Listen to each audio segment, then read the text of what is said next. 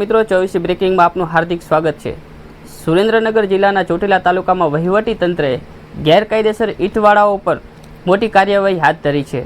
નાયબ collector Shri H.D.. Makwana અને મામલતદાર થાનગઢની ટીમે આકસ્મિક તપાસ દરમિયાન 4 ઈંટવાળાઓ સીલ કરી દીધા છે।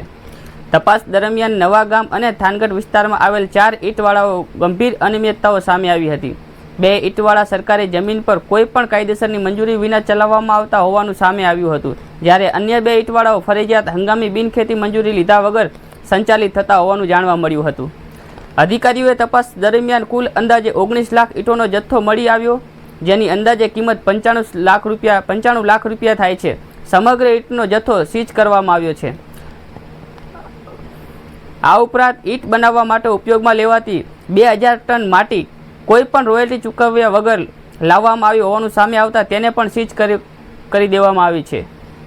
તપાસમાં વધુ એક બાબત સામે આવી છે કે રોયલ્ટી ચારેય ઈંટવાળાઓ પાસે ગુજરાત પ્રદૂષણ નિયંત્રણ બોર્ડની ફરજિયાત પર્યાવરણ મંજૂરી પણ ન હતી।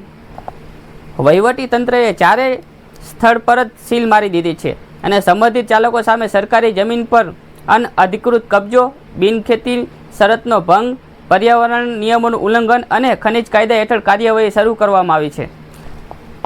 નાયબ કલેક્ટર એચ.ડી. મકવાણાએ સ્પષ્ટ જણાવ્યું છે કે સરકારી જમીન પર કબજો કોઈપણ સંજોગોમાં સહન કરવામાં આવશે નહીં। ભવિષ્યમાં પણ આવા ગેરકાયદેસર ઈંટવાળાઓ સામે આકસ્મિક તપાસ અને કડક કાર્યવાહી કરવામાં આવશે। આ સમગ્ર કાર્યવાહી અંગે તમારું શું કહેવું છે? તમારો અભિપ્રાય કોમેન્ટમાં જણાવો।